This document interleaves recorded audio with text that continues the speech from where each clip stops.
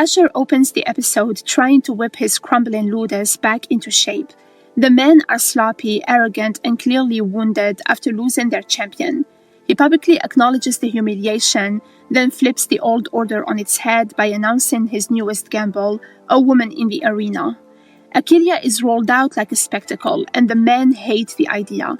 Ashur shuts down the mockery and hands her over to Doctore, convinced she can be molded into the next big draw.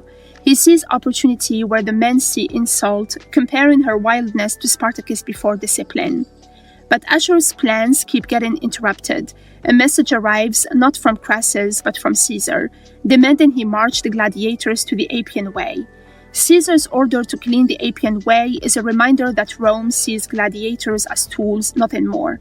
The sight of Spartacus and Gannicus' corpses makes every man in the house feel small, replaceable, and forgotten, underscoring how far the house of Ashur sits from the legends of old. Back home, the unrest in Ashur's ranks grows so obvious, he decides to sweeten the pot with wine and whores just to stop a mutiny. It barely holds things together.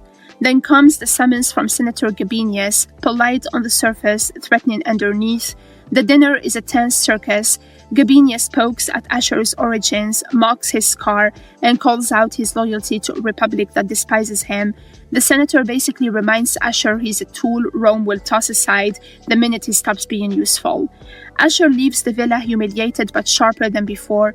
He knows the house's success at the upcoming Ludi Apollinaris is now tied to politics, and Achilea may be his one shot at elevating the house before Rome crushes him. Doctore spends most of the episode trying to stop the ludus from eating itself alive. Training is chaotic from the start, men joking, posturing, ignoring orders, and Achillea's arrival only makes their discipline collapse faster. He clashes with Ashur about her wildness, warning she cannot be shaped in time, but Ashur refuses to hear it, throwing Spartacus' name around like a challenge.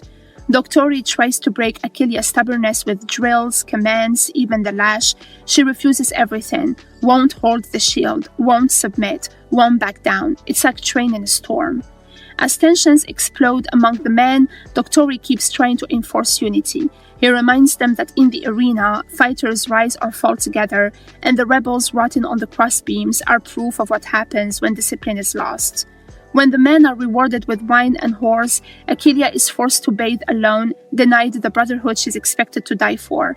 She swallows the insult and trains in the dark instead. But her breaking point comes when two gladiators corner her in the night, mocking her, beating her, trying to force themselves on her. She explodes with instinct and fury, killing one of them and mutilating him beyond saving. The ludus erupts in rage. Achilea stands blood-soaked and unyielding, refusing to apologize for surviving what would have killed a lesser fighter. The men demand blood, only a duel can settle it.